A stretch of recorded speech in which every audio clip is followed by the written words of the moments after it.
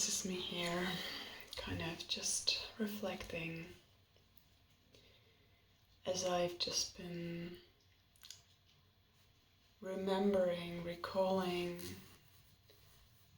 the last cycle, or specifically what has been exactly at this time a year ago.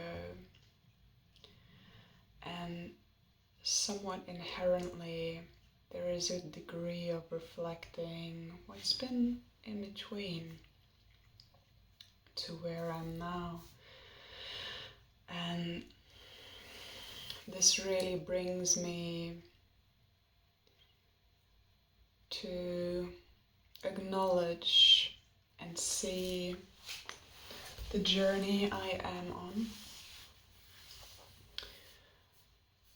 which is an element of integration, where there is a process of internal balancing and also integrating an aspect that I see is essential in my life and in the unfolding of what I'm here for without knowing, without having a set image of what that looks like. And this aspect is an aspect of non-duality. I'd assume that most people that know me personally know that I have an innateness that is able to be very compassionate, and that sometimes holds also a shadow aspect of myself, because I have so much compassion for every aspect of reality, for everything that anybody might have done, that I really struggle with having both a clear boundary and there is also, not having a judgment and like, I am judging you and this is wrong, but having the clarity of that boundary of like, this is aligned and this is not aligned, and this is serving and this is welcome and this is not.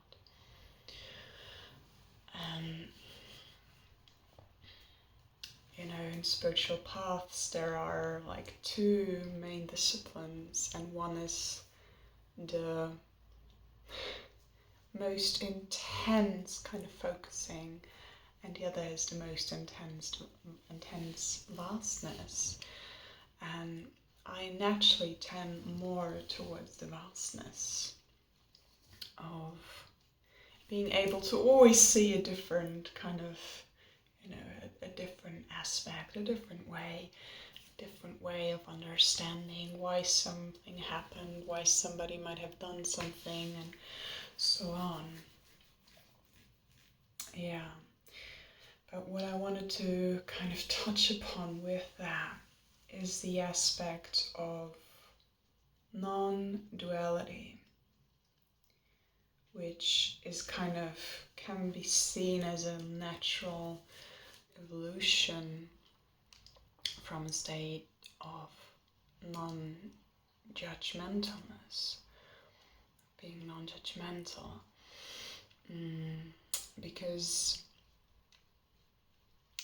and yet this is going quite a bit further than that, as non-duality carries an understanding that that the polarity that we experience in its essence is not separate, but is unified. And why I'm relating to this in regards to my personal journey of this past year is the aspect of And some of you might have been seeing this, that I personally have been going through a lot of my shadows and a lot of challenging aspects in my life that were almost solely coming from an internal experience, though that can be very different for everyone. It's different how we experience challenge, and also related to how we give our responsibility. Not saying that if it's an internal challenge we necessarily are more self-responsible. It's not innately like that. And yet I was facing a lot of things, and still am in the process of facing and integrating a lot of aspects that I have been, how to say, well, the motion is like, I've kind of been trying to squeeze aside in order to focus on different things, as we do, and there's, that's not innately, like there's nothing innately wrong with that. And yet the challenge in that, or why that is not sustainable, is the simple fact that this is not a state of integrity, this is not a state of wholeness. And when I try to live like this, focusing somewhere while pushing everything else aside, I am really giving a lot of energy into pushing, and this is taken from the energy I can use to go along that path that I am intending to walk. And that does also not mean that necessarily in that moment when we stop pushing them aside, or just kind of loosen the pressure, that all this energy is suddenly available for going forward. No, because we still have to, there's still this process of facing those things that now come closer. And they have a charge, especially as we have been pushing them aside for so long. Yeah, and that's definitely something I've been, still am journeying through. How, and that also with a degree of compassion, at least with a degree, you probably know, self-compassion is often a way harder discipline than really being compassionate to anybody else. It's a lot easier. And on the other hand, if we are judgmental externally, this is just mirroring the judgmentalness we have towards aspects of ourselves. So it all comes back to the same thing, really. And it all comes back to what I wanted to touch upon, what I was just saying before, the importance of moving towards a state of more, of non-duality. That's the term that I'm kind of going with there. But what I mean, I already expressed what I mean. I mean releasing the attachment to, and that's something we see, we are really prone to in our culture with a Christian background.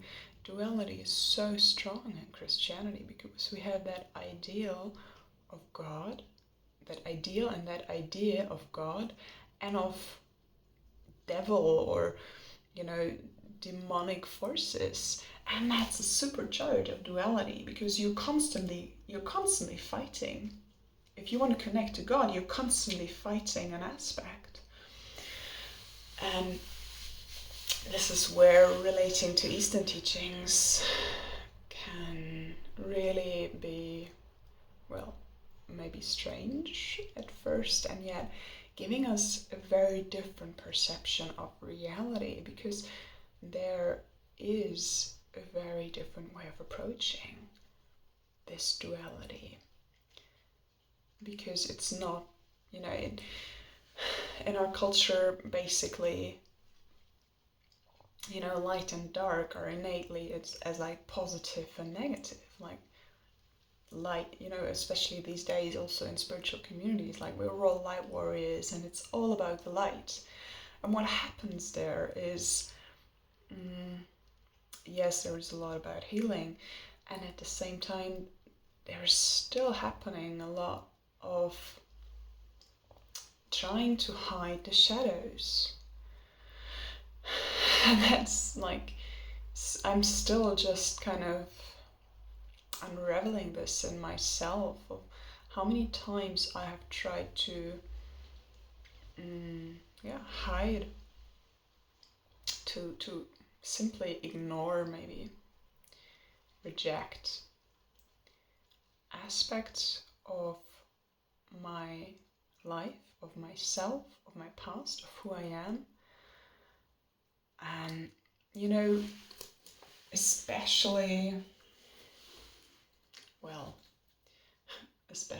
you can leave the especially, because most of us, many people, have experienced one kind or other of trauma,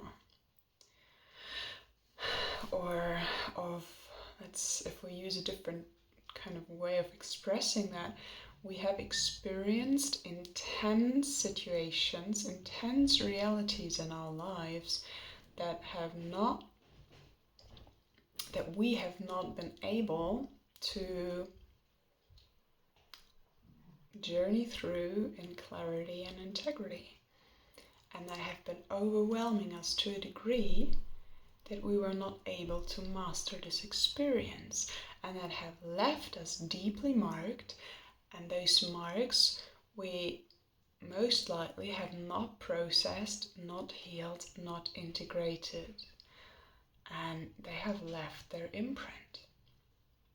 And especially for people that have experienced such intense experiences, such intense realities, and have taken their marks of that, there are a few tendencies that are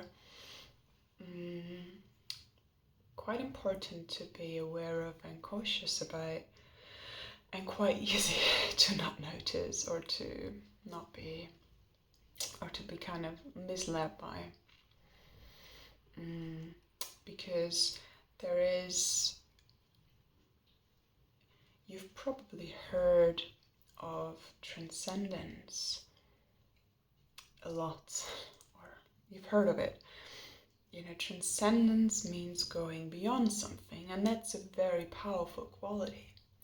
And yet, for anybody who's experienced any kind of trauma, there is a different thing that can be very, very easily be misunderstood for transcendence, and this is called dissociation. And dissociation happens when we experience something very intensely and we are not able to master this experience. A part of us retreats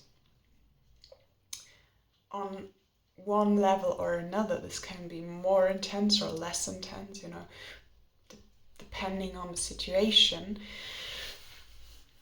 And yet it just means, you feel like you're out of control, so you leave. And because you can't leave physically, you leave on another level. You leave mentally, you leave emotionally, you leave energetically. And this is very, very easy to mistake for transcendence. Why am I mentioning this in regards to non-duality? Because a lot of times when we face challenges or shadows, there are mirrors that offer us, that invite us to integrate aspects of ourselves that we might not yet have been integrating. When we're not able to look there, because this is already confronting us so intensely in a way that we have not learned to hold ourselves, or to hold space, or to regulate our nervous system, or instead of, we might think that in that moment we are transcending that challenge, we are transcending this experience, but what we are actually doing is repeating the pattern that we have imprinted in our cells, in our nervous system, in our mental responses, in our physical responses, that are beyond the conscious, of dissociation.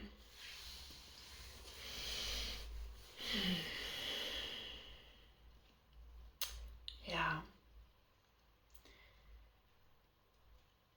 And I'm not here to say that anything is wrong there, but I want to invite myself and each of us to reflect for ourselves how we are in those moments. And we don't even need to change, it's just the big step is bringing awareness into it. And bringing this awareness is simply acknowledging, okay, I was not able, I don't feel like I'm able to hold this. And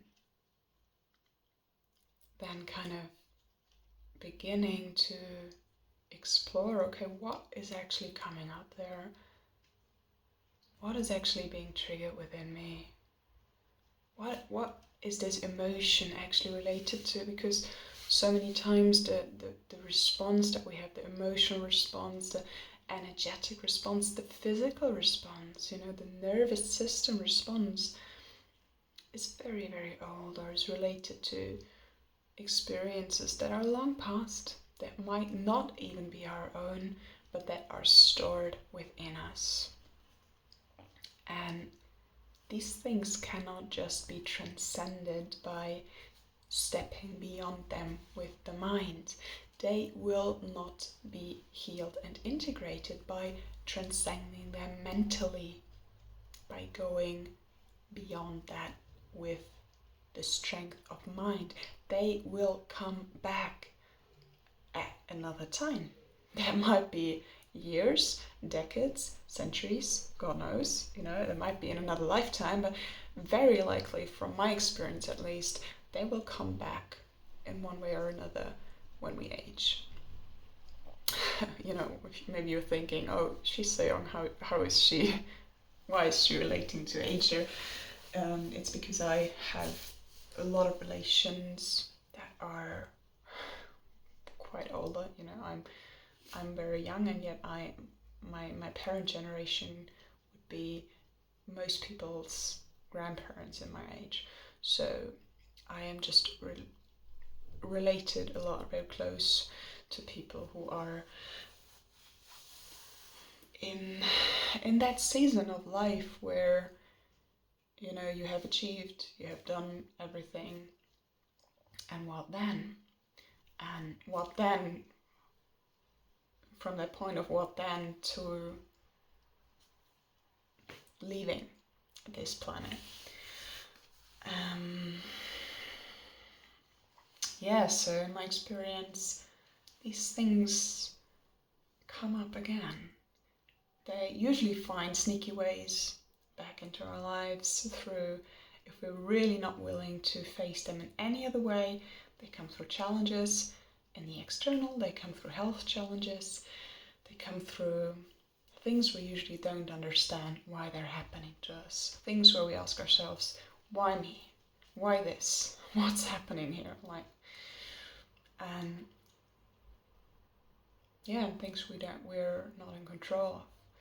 Because these imprints have already been things where we were out of control.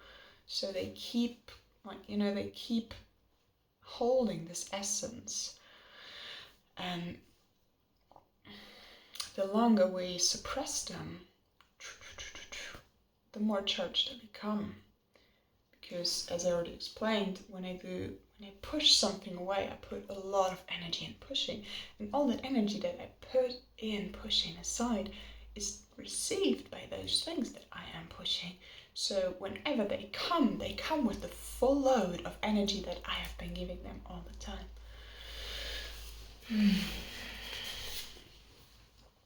Yeah.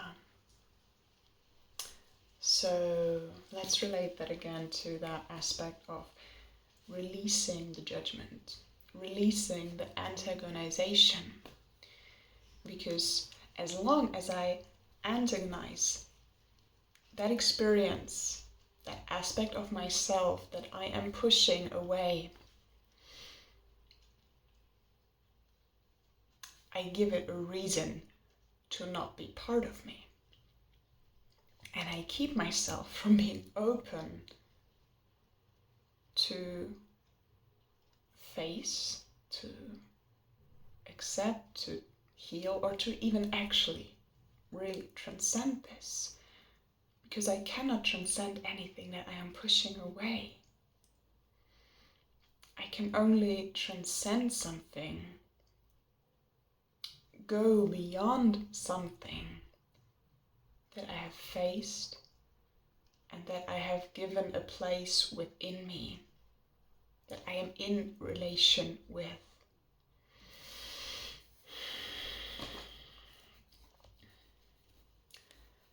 And from my personal perception, there is nothing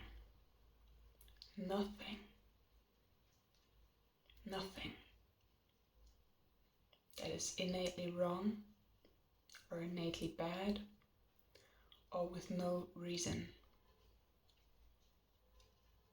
Everything has a reason. It might not be apparent if you only look onto this reality of this experience from this one lens. But if you are willing to look, even if it's just 2 more angles or 1 more angle, there will be a reason. You know, there is a reason.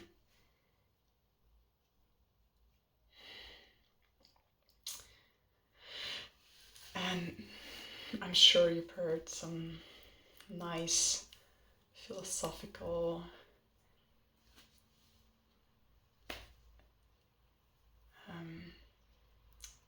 treats of darkness and light, you know. And it does come back to, you know, the yin and yang is a beautiful symbol. Because what does it tell us? It shows us this full circle, this wholeness, being made of duality, in which each different polarity does reside. And that shows us that in the end, not just that we need the polarity to be whole, every polarity is necessary to become one, but that each pole, each opposite holds the same essence as the other. And that's also where, like, for example, you know, like in quantum science or whatever, we look into like black holes. In some way they're, the blackness, the vastness of black is as the vastness of light. They're the same.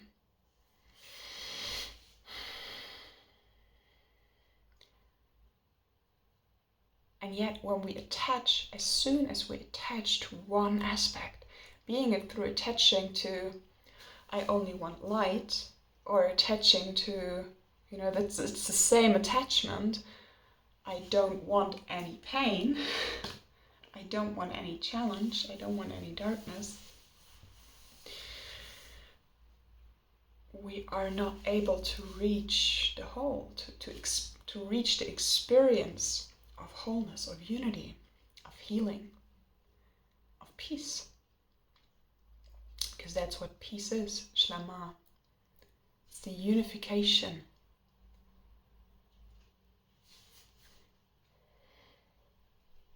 coming into wholeness. Retreating all those parts that we have fought so many times, that we've rejected and neglected and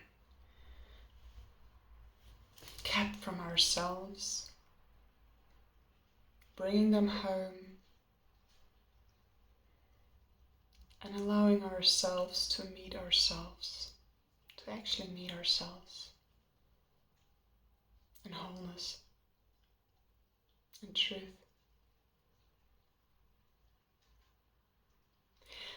And that also gives us a layer of growing into freedom, because we become less dependent on the external. Because most of the times when we reject ourselves, when we reject our shadows, when we reject aspects of ourselves, in some way we're still seeking for those wounds to be healed through something external. And when we enter into a state of wholeness through retreating those aspects to ourselves, we become less dependent on that external validation.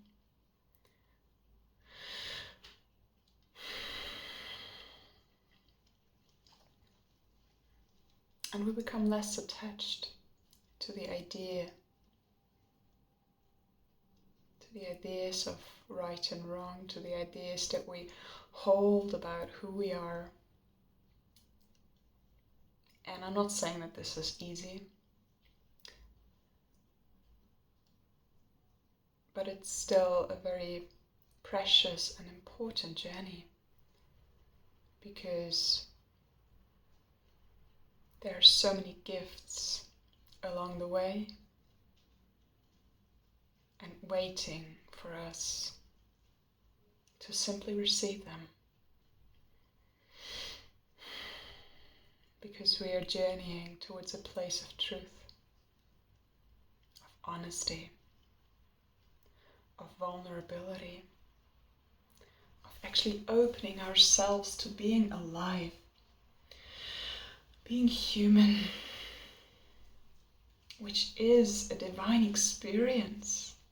We have chosen this divine experience of being human, of being divinely human, being children of Mother Earth and Father Sky.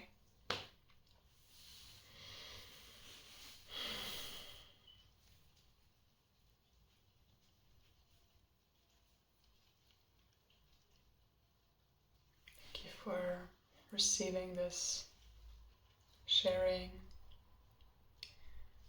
and I hope that you take something with you from this. And please feel free to share anything that you feel like sharing, anything that's coming up for you.